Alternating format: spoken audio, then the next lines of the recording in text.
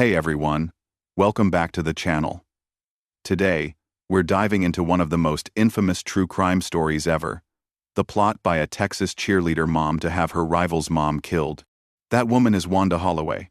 So, where is Wanda Holloway now? Let's break it all down. Wanda Holloway made headlines back in 1991 when she was convicted of trying to hire a hitman to murder the mother of her daughter's cheerleading rival, just so her daughter might land a spot on the team.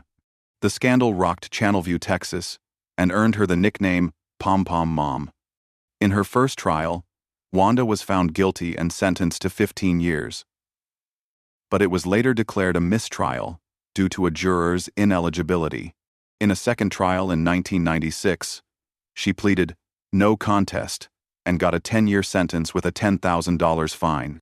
After serving only 6 months in prison, Wanda was released in early 1997 under probation, including over 1,000 hours of community service and ongoing supervision. Where is Wanda Holloway now? As of today, Wanda Holloway lives in Texas and has stayed completely out of the public spotlight. She maintains a very low profile and is rarely seen or heard from. Her daughter, Shanna, revealed that she still communicates with her mother occasionally, and Wanda even sees her grandchildren, though their relationship remains distant.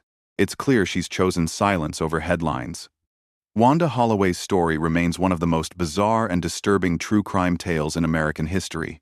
From viral infamy to complete anonymity, her fall and fade out are a reminder that sometimes the darkest chapters are followed by the quietest ones. What do you make of her reclusive life today? Let me know in the comments. If this video caught your attention, remember to like, subscribe, and hit that notification bell for more deep dives into unforgettable stories. Until next time, stay thoughtful and take care.